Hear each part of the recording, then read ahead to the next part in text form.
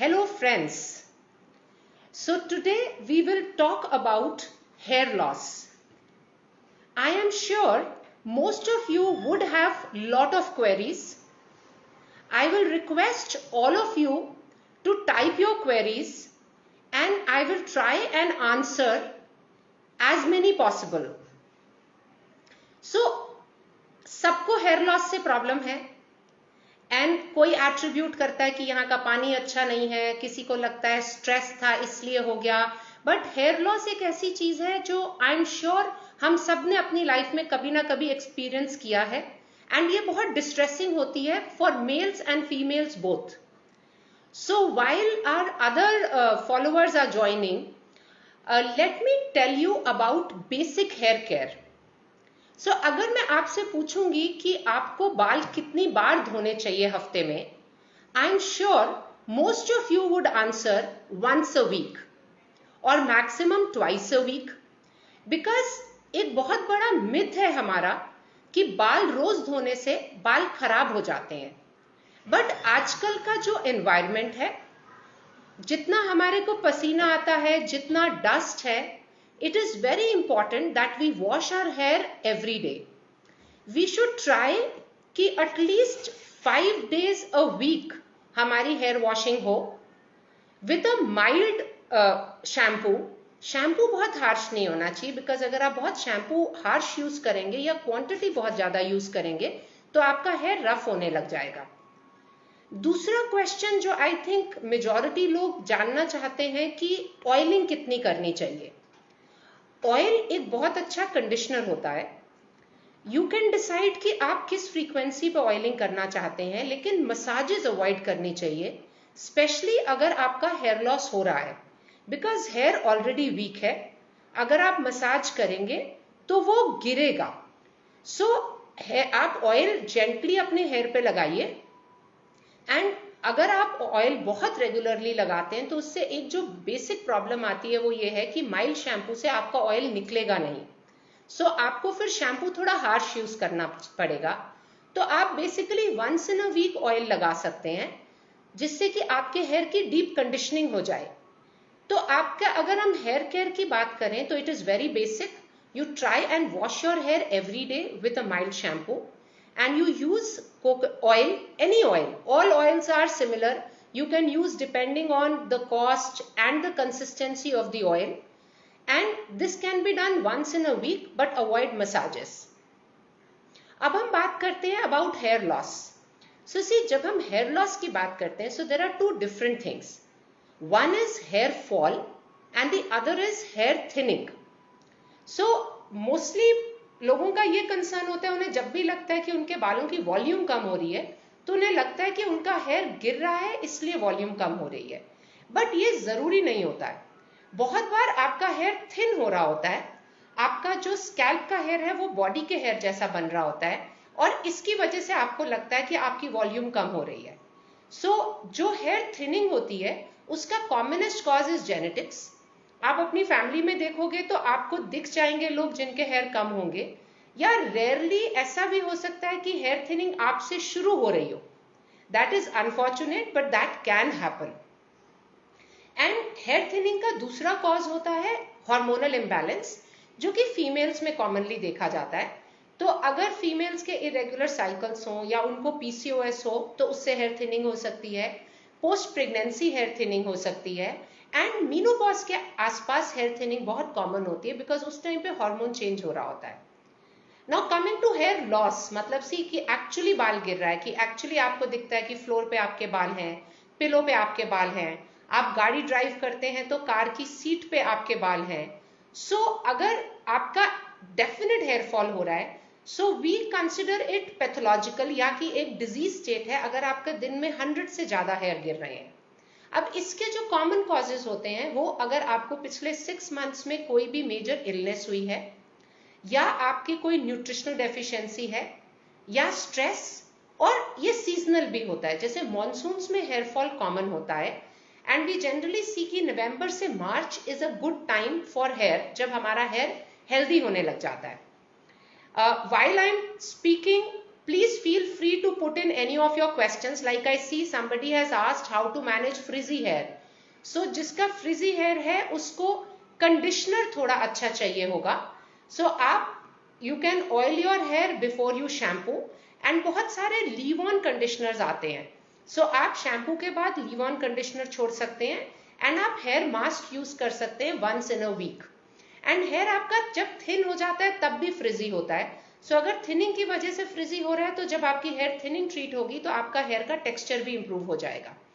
So I was talking कि hair fall can be nutritional, it could be because of stress, it could be seasonal, और it could be one of your illness. So ये आपके common causes रहते हैं. Now अगर आपको hair fall हो रहा है तो आपको कुछ ब्लड टेस्ट की जरूरत है क्या? जो जनरल टेस्ट जो आप करा सकते हो, एक हीमोग्लोबिन. अगर आपका हीमोग्लोबिन कम है तो फिर हेयर फॉल के चांसेस डेफिनेट रहेंगे. दूसरा, आजकल विटामिन डी सबका कम होता है. विटामिन डी कम होने से हेयर फॉल देखा जाता है.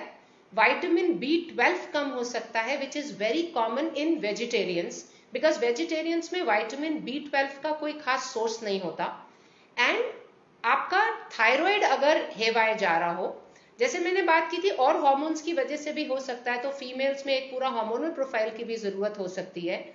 एंड आपका हेयर लॉस है किस तरीके का, वो डालने के लिए एक इन्वेस्टिगेशन होती है जो कि डॉक्टर्स करते हैं, जिसको हम ट्राइकोस्कोपी बोलते हैं, जो जिसमें कि एक हाई मैग्निफिकेशन वाले कैमरा से वी सी कि आपका हेयर की स्ट्रेंथ, हेयर में हाइड्रेशन कितनी है, स्ट्रेंथ क्या है, हेयर थिन हो रहा है या एक्चुअली फॉल कर रहा है. So these are the investigations which can help us understand कि आपका हेयर फॉल का रीजन क्या है. तो ब्लड टेस्ट तो आपके लैब में होंगे, एंड ट्राइकोस्कोपी के लिए आपको अपने डर्मेटोलॉजिस्ट के पास जाना पड़ेगा. अब हम कर क्या सकते हैं जिससे हमारा हेयर लॉस प्रोटेक्ट हो जाए? सो एक तो diet definitely has a major role to play. तो आप एक बेसिक हेल्दी डाइट लीजिए. Protein rich diet is usually recommended. So if you are a non vegetarian, आप एग खा सकते हैं. 5 eggs in a week is enough. If you are a vegetarian तब problem आती है. सो उसमें soya is a very good source of protein. आप अपने आटा में सोया गुंदवा सकते हैं. सो 3:1 का रेशियो हो सकता है व्हीट और सोया के बीच में, एंड तो आपके चपाती में एक रेगुलर इनटेक हो जाएगा. You can have a regular intake of pulses and basically have a protein rich diet. आपकी डाइट में कुछ ग्रीन वेजिटेबल जरूर होने चाहिए, because there are a number of trace metals which are required. These minerals ये किसी test में नहीं आएंगे, बट ये एसेंशियल होते हैं आपकी डाइट के लिए. तो अगर आप जनरली देखेंगे ना, जो हमारी डाइट पुराने टाइम पे थी, जहां पे we would have a heavy breakfast, then lunch में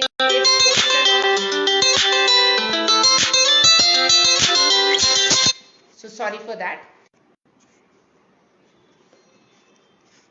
हेलो. सो लंच के लिए हमारे को एक कोई पल्स होनी चाहिए, एक पोर्शन ऑफ ग्रीन वेजिटेबल होना चाहिए, एंड सैलेड्स होने चाहिए, एंड दाल या रोटी जो भी आप प्रेफर करें. And dinner should not be very heavy. अगर आपको लगता है कि आप में किसी चीज की डेफिशिएंसी है, सो अकॉर्डिंगली उसके हिसाब से आपको विटामिन लेने की जरूरत है. I am sorry, I am getting calls in between. So that was about diet. Then आप जनरली आप अपना मेंटल स्ट्रेस कम रखिए, एक रेगुलर आप एक्सरसाइज रूटीन रखिए. सो बेसिकली जितना एक हेल्दी लाइफस्टाइल रख सकेंगे, हेयर आपका लाइफस्टाइल रिफ्लेक्ट करता है. कुछ डिजीजेस होती हैं definitely, but in around 50% of the cases it is your lifestyle. Then biotin is something जो कि हेयर लॉस के लिए बहुत ज्यादा लिया जाता है, but now we have been seeing कि बायोटीन बहुत हाई डोजेस में लेने का फायदा नहीं है. बायोटीन बहुत लो डोजेस में चाहिए होता है. अगर आप हाई डोजेस में लेते हैं तो फिर वो आपके कुछ टेस्ट के लेवल्स को ऑल्टर कर सकता है, स्पेशली आपके थायराइड को. सो अब हेयर फॉल ट्रीटमेंट में it is more of a cyclical therapy. So different vitamin आपको रोज दिए जाते हैं, बिकॉज वी रियलाइज कि हर विटामिन का आपके हेयर फॉल में रोल है. So we have a question here from Jyoti. उनको डेंगू हुआ था 5 months बैक, एंड अब उसको हेयर फॉल हो रहा है. सो बेसिकली किसी भी क्रॉनिक इलनेस जैसे ये डेंगू हो गया या आपको टाइफॉइड हुआ है, इसके बाद 4 to 6 मंथ्स में हेयर फॉल एक्सपेक्टेड होता है एंड इसमें विटामिन्स लेने आपको हेल्प करेंगे।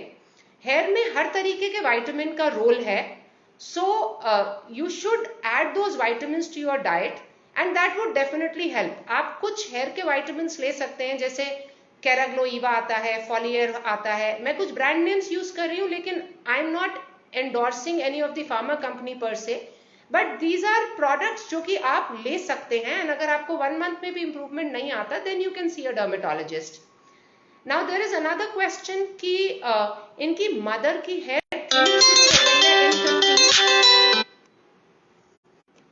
देयर इज अनदर क्वेश्चन कि मदर की हेयर थिनिंग शुरू हो गई है इन 50s and are there chances that I will have it too? So see, genetics have a very strong role in hair. So अगर आपकी मदर की थिनिंग हो रही है तो काफी हाई प्रोबेबिलिटी है कि आपकी भी हो सकती है, एंड वो पेरीमीनोपॉज के टाइम पे। एंड उसको ट्रीट करने के लिए बहुत सारे ट्रीटमेंट ऑप्शंस होते हैं, बट इस पर्टिकुलर चीज के लिए आपको अपने डर्मेटोलॉजिस्ट को कंसल्ट करना पड़ेगा and you will need to be ready for a long treatment. Now there is another question that I am having patchy hair loss on my scalp. What can I do about it? See, अगर आपको patchy hair loss है ना, तो इसमें आपको trichoscopy करवानी पड़ती है, बिकॉज इसमें ये देखना जरूरी होता है कि ये पैचेस किस लिए आ रहे हैं। There are many causes which can lead to patchy hair loss, जैसे एलोपेशिया एरियाटा एक कॉमन कॉज होता है, कुछ और कॉजेज होते हैं जहां स्कारिंग होती है। सो पैची हेयर लॉस के लिए आपको डर्मेटोलॉजिस्ट को you need to go and meet and they would do a trichoscopy. They would find कि आपके hair में exactly क्या हो रहा है and then accordingly give you a solution for that. So just to, while if I get more questions I would definitely answer, but just to summarize what I have just talked, basic hair care में you try and shampoo at least 5 days a week. आप oil use कर सकते हो as a conditioner. अगर आपका फ्रिजी hair है तो फिर आप फ्रिजी हेयर में आप कंडीशनर की रिक्वायरमेंट ज्यादा होगी। There is another question which is where they have asked, is PRP effective treatment to prevent hair loss? So you know, hair loss के लिए हमारे पास नंबर ऑफ ट्रीटमेंट्स होते हैं।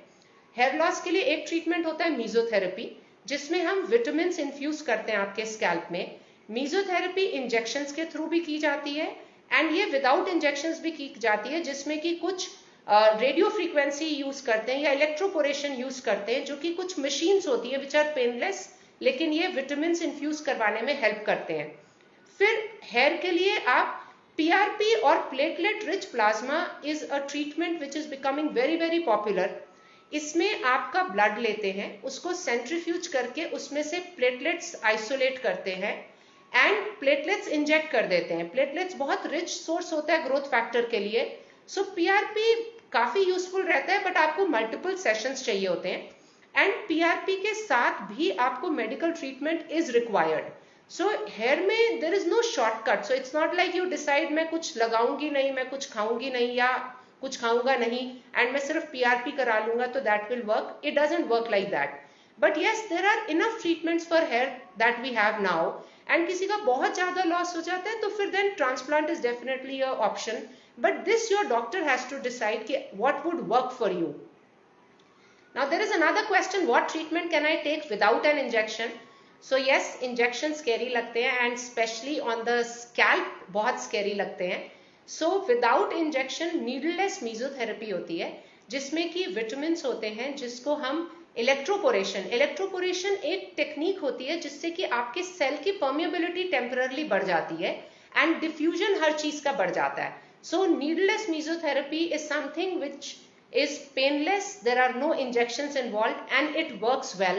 But for hair, single session nothing would work. You will need medical treatment, you will need to make lifestyle changes and you will need to add on these treatments once in a month or twice in a month depending कि आपका need क्या है। There is another question, what hair oils can we use on scalp? So see, जैसे मैंने पहले बोला, hair oil अच्छा conditioner होता है, सारे ऑयल्स अच्छे कंडीशनर होते हैं। सो हेयर ऑयल आपकी सिलेक्शन है डिपेंडिंग ऑन कि आपको कॉस्ट क्या स्पेंड करना है, आपको ऑयल की कंसिस्टेंसी कैसी अच्छी लगती है एंड आपको ऑयल की स्मेल कैसी चाहिए, बिकॉज जैसे अगर आप मस्टर्ड ऑयल यूज करेंगे तो उसकी स्मेल बहुत स्ट्रांग होती है, you might not be able to tolerate it. अगर आप कोकोनट ऑयल यूज कर रहे हो तो बहुत सारे लोग वर्जिन कोकोनट या extra virgin coconut oil use करते हैं। सो उसमें एक तो आपका कॉस्ट डेफिनेटली बढ़ता है, लेकिन इन ऑयल्स की कंसिस्टेंसी आपके कोकोनट ऑयल से थोड़ी बेटर होती है, जो कन्वेंशनल कोकोनट ऑयल है। तो ये बहुत ज्यादा विंटर में भी थोड़े लिक्विड रहते हैं एंड ये बहुत ऑयली नहीं करते आपके स्कैल्प को। So oil is a good conditioner, all oils are good conditioner, you can decide your oil. अगर आपको scalp, there are some conditions like scalp psoriasis जहां पे आपको डॉक्टर सजेस्ट करेंगे कि आप ऑयल लगाएं, so you should use oil there, but massage is preferably to be avoided, especially if you are having hair loss, because hair loss पहले से हो रहा है, that means either the hair is thin or there is some nutritional deficiency। बहुत massage करेंगे तो बाल हाथ में आएगा ही आएगा। Now there is another question, do home remedies work? So this is a very tricky one. So see, home remedies as a conditioner they would work. Lot of people they apply onion का juice, I think इतना तो so ये जो प्याज का रस, इतना लोग प्याज खाया नहीं जितना कोविड के बाद लोगों ने प्याज का रस बना के अपने बालों में लगाया। तो ये ना, these are mild irritants, so अगर आपको बहुत हल्का फुल्का कुछ फॉल है तो उसमें इट कैन हेल्प, बट अगर वो सिग्निफिकेंट है तो मोस्ट लाइकली आपको एक डॉक्टर विजिट तो करना ही पड़ेगा। So I'm just waiting to see if we have any more questions here, and just आपको बेसिक स्किन केयर रूटीन मैंने बताया, hair care routine, and hair के लिए हेयर फॉल और हेयर थिनिंग दो डिफरेंट चीजें होती हैं। Hair thinning basically genetics and आपके हॉर्मोन्स, हेयर फॉल आपका न्यूट्रिशन, आपका स्ट्रेस, आपकी इलनेस और आपका सीजन। देन इन्वेस्टिगेशंस अगर आपको करनी है तो आपका iron profile, vitamin B12, vitamin D3, TSH। Trichoscopy एक इन्वेस्टिगेशन होती है जो आपके डॉक्टर करेंगे, जो आपको cause of your hair fall का पता लगाने में बहुत अच्छा हेल्प करता है, and it is painless, it is just a very high magnification camera which is put on your scalp, जिससे कि एग्जैक्टली देखा जा सकता है कि बाल पतला हो रहा है या टूट रहा है, और अगर बाल टूट रहा है तो आपके अंडरलाइन स्कैल्प की कंडीशन क्या है, एंड उससे फिर आपको स्पेसिफिक ट्रीटमेंट दी जा सकती है अकॉर्डिंग टू कि आपका बेसिक प्रॉब्लम क्या है। सी, hair fall is a broad term used for a number of conditions, so unless we know the cause, the treatment cannot be there. So it is not जो hair fall की treatment आपकी friend के लिए work की, that might not work for you because आपके case में cause different हो सकता है। So treatment wise, investigations we've talked, trichoscopy is very very useful but done by the doctor, and treatment में there are vitamin supplements, there are cyclical vitamins that we give, and then there are various treatments which I already mentioned, mesotherapy, needleless mesotherapy, radio frequency, PRP, and hair transplant. Now somebody has asked how long can we keep on using minoxidil? So see, minoxidil is something जो एक बार start होता है तो आप उसको लगाते जाते हो, because मिनॉक्सिडिल का ना, आप अगर ऑनलाइन रिव्यूज पढ़ोगे तो उसमें ये लिखा होता है कि it will work till the time you use it. Now that is true in most cases, because आपका अगर जेनेटिक प्रॉब्लम है जिसकी वजह से थिनिंग हो रही है, तो हम आपके जेनेटिक्स तो रिवर्स कर नहीं सकते। मिनॉक्सिडिल आपके हेयर फॉलिकल के आसपास की ब्लड सर्कुलेशन इंप्रूव कर देगा, जिससे थिन हेयर थिक हो जाएगा। सो वो तब तक ही रहेगा जब तक आप यूज करोगे। जो रिजल्ट आना शुरू होता है वो 6-8 मंथ्स में शुरू होता है, एंड जब आप यूज करोगे, सपोजिंग आपने 1 ईयर यूज किया, 1.5 ईयर्स यूज किया, उसके बाद कुछ देर के लिए आपका हेयर ठीक रहेगा, उसके बाद थिनिंग दोबारा शुरू हो जाएगी, and at times only minoxidil might not be enough, so then other things will be added. Minoxidil के साथ जो आपको प्रैक्टिकल इशू होता है, मिनॉक्सिडिल ना बहुत स्केल्स क्रिएट करता है, तो आपको ऐसा लगता है कि हमारी डैंड्रफ बढ़ गई है, तो मिनॉक्सिडिल यूज के साथ शैम्पू रेगुलर यूज होना बहुत जरूरी हो जाता है। एंड फिर भी अगर आपको लगता है कि नहीं, मेरे को डैंड्रफ ज्यादा हो रही है, मेरा स्कैल्प इची हो रहा है, then you need to consult your doctor. Maybe वो type of minoxidil brand change कर देंगे, उससे कुछ फर्क पड़ सकता है। रेयरली कुछ लोग ऐसे होते हैं जिनको मिनॉक्सिडिल से एलर्जी होती है, सो उन केसेस में मिनॉक्सिडिल नहीं यूज किया जा सकता। Otherwise this is something which has to be used for long, it is not something जो थोड़े उसमें ही आपके लिए वर्क कर जाएगा। Another question is side effects of oral medicine for hair loss. Should I worry? Usually no. Most of the medicines जो आपको hair loss के लिए दी जाएंगी वो vitamins होंगी. Vitamins के साथ जो major side effect हो सकता है वो आपको acidity हो सकती है. So वो अगर आप अपना time of vitamin intake ठीक कर लो तो most of the cases में वो ठीक हो जाता है. कुछ medicines होती हैं जो कि जैसे मेल पैटर्न बॉल्डनेस में या जहाँ जेनेटिक्स होते हैं वहाँ पे कुछ हार्मोनल मेडिसिन दी जाती हैं, बट उसके side effects I am sure doctor आपके साथ डिस्कस करेंगे. And since hair majority of the cases में एक कॉस्मेटिक इशू होता है तो वहाँ पे आपको वही मेडिसिन दी जाएंगी जो मेडिसिन का साइड इफेक्ट या तो हो नहीं या फिर आपको इन्फॉर्म किया जाएगा साइड इफेक्ट के बारे में, and you will be given the medicine only if you are comfortable with that side effect. Now there is another question, what is the cause of dandruff? So see, dandruff आपकी skin type हो सकती है. जिन लोगों की oily face होता है उन लोगों का usually oily scalp होता है जो कि dandruff की तरह से manifest करता है. And rarely एक hair की condition होती है psoriasis, उसको भी लोग usually dandruff ही समझते हैं. अब इसका differential करने के लिए तो आपको डॉक्टर के पास ही जाना पड़ेगा, लेकिन अगर आपको dandruff है तो एक बेसिक चीज जो आप कर सकते हो एंड जो मोस्टली आपको हेल्प करेगी इज कि आप अपने बाल शैम्पू रोज करो. आप माइल्ड शैम्पू यूज करो but shampoo your hair every day. That is one thing which would help 50% of the cases who have dandruff. Unfortunately winters में डैंड्रफ ज्यादा होती है and winters is a time जब रोज बाल धोना फीजिबल नहीं रहता है. तो यू नो जैसे छोटे बच्चों की होती है, सो आप सुबह आप बाल धो के तो उनको स्कूल नहीं भेज सकते. सो इन दोज केसेस आप प्रैक्टिस ही ये बना सकते हो कि जब वो स्कूल से आएंगे तभी वो नहाएंगे, तभी उनके बाल धुलेंगे. एंड मेजॉरिटी केसेस में this gives you solution for your dandruff, and if it is not working go see your doctor once. So do we have any other questions here now? So I think we have taken most of the questions. So मैं एक बार I will just talk about whatever I have talked about till now. I'll a brief take home. Try and shampoo your hair 5 times a week. Use oil as a conditioner. Avoid massages. For frizzy hair you can use hair masks and you can use conditioners. Keep a good lifestyle. अच्छा खाओ, state of mind अच्छी रखो, अपना कुछ आप exercise जरूर incorporate करो, and take a healthy diet. Junk food restricted to 1 day in a week if possible, and if possible maybe one meal in 1 week, not 1 day जिसमें आप तीनों meals junk ले रहे हो. So there is this another very interesting question, what is hair Botox? So we've been listening about hair Botox a lot. So see, hair Botox is basically a specialized type of keratin treatment. Face Botox और hair Botox कहीं पे भी related नहीं है. Hair Botox एक special तरीके का keratin treatment है जो किसी भी तरीके के हेयर पे किया जा सकता है, एंड उसके बाद आपका हेयर जो है वो स्ट्रेट रहता है. आजकल straight hair is really in, so I will put a word about the hair treatments also that we are doing. जब आप स्ट्रेटनिंग कराते हैं, अगर आप बहुत एक्सेसिव स्ट्रेटनिंग कराते हैं जैसे एवरी 6 months कराते हैं या it's a regular feature for you, तो आपका हेयर डेफिनेटली वीक हो जाएगा, बिकॉज स्ट्रेटनिंग में जो आपको हेयर को स्ट्रेंथ देने वाले बॉन्ड्स होते हैं, डाइसल्फाइड बॉन्ड्स, उनको ब्रेक कर दिया जाता है. So I would not say that don't do straightening, this is the latest thing and I am sure all of us want to do it.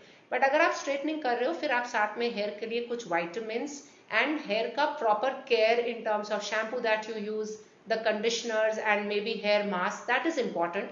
And बहुत ज्यादा नहीं कराइए आप, you know may be once in a year is what you can do. So hair Botox is nothing but a type of hair straightening procedure which is becoming very popular because it can be done on all kinds of hair, चाहे आपके frizzy hair हो, चाहे आपके पहले colored hair हो. And also while we are talking about hair, since we've talked about straightening, a word about hair dyes also. आजकल hair dies हम जल्दी यूज करना शुरू कर देते हैं एंड बहुत सालों तक करते रहते हैं. So hair dye allergies are very common. अगर आपको हेयर डाई करने के बाद बालों में खारिश रहती है, स्कैल्प पे खारिश रहती है, तो दैट मीन्स आपको हेयर डाई नहीं सूट कर रही है and you will need to look for an alternative. तो आप या तो कुछ ऑर्गेनिक ऑल्टरनेटिव्स यूज कर सकते हैं जैसे मेहंदी हो गई, इंडिगो हो गई, उनसे भी एलर्जी हो सकती है बट रेयर. या आप कुछ पीपीडी फ्री डाइज देख सकते हैं Or else if you plan to go grey, that is like really good. I think that's another thing which is in now. So that is also option that you have. And आप hair dye सालों से use कर रहे हैं and आपको suddenly allergy होनी शुरू हो जाती है, इसलिए ये चीज यूजुअली आप समझ नहीं पाते हो कि आपको इचिंग हो क्यों रही है. लेकिन हेयर डाई में जो एलर्जन होता है ना, वो इतनी कम क्वांटिटी में होता है कि उसकी एलर्जी आपको बहुत सालों बाद ही होगी. सो you no general question is कि डॉक्टर ये तो मैं 15 साल से लगा रहा हूँ, 20 साल से लगा रहा हूँ, तो तभी अब वो शुरू हुआ है. एंड आप लॉरियल से गार्नियर शिफ्ट कर जाते हो, उससे कोई फर्क नहीं पड़ता. It's basically the PPD which is causing the problem. And another thing, anything which turns your hair black is a dye. So even a black mehndi is a dye. Don't feel कि ये तो मेहंदी है. सो अगर आपको उससे प्रॉब्लम हो रही है, then you need to stop that. So there is another question, how to select shampoo according to your hair type. So see, ये ना मोस्टली आपको शैम्पू के कवर पे मिल जाएगा, बिकॉज शैम्पू में इतने सारे इंग्रेडिएंट्स होते हैं कि एंड उनकी परसेंटेज हमें नहीं पता कि कौन सा इंग्रेडिएंट किस परसेंटेज में है. So I really can not tell you कि आप इसके लिए ये यूज करो, इसके लिए ये हो, बट पैकेजिंग में होता है. एंड बहुत हार्श शैम्पूज नहीं यूज करने चाहिए. एंड शैम्पू में एक जनरल चीज जो होती है, जो शैम्पू जितना ज्यादा फ्रॉथ करता है वो यूजुअली हार्श होता है, बिकॉज फ्रॉथ करने के लिए SLS यूज किया जाता है, जो कि आपका ये फ्लोर क्लीनर की तरह होता है. सो जनरली हमें अच्छा लगता है कि हमने शैम्पू किया और पूरा हमारा बाथरूम झाग से भर गया, but that's not something which is good for your hair. So when we talk of mild shampoo, we are basically talking of shampoos जो कि which would not froth too much, but yes it would give you a cleaning effect. किसी का अगर curly hair होता है तो उनको special shampoo चाहिए, उनको शैम्पू चाहिए जिसमें कि कंडीशनर है, और उनको अलग से कंडीशनर भी चाहिए होगा, and they will need the use of these hair mask also. So do we have anything? But so you know, before I sign off, I just want to inform you that at our clinic in Ojis Skin Care, which we have in Noida sector 27, we are having a trichoscopy camp on April 18th, where my co-dermatologist Dr. Gunjan Virmani would be doing free trichoscopy and would help you understand your hair type better, and she would guide you on your basic hair care.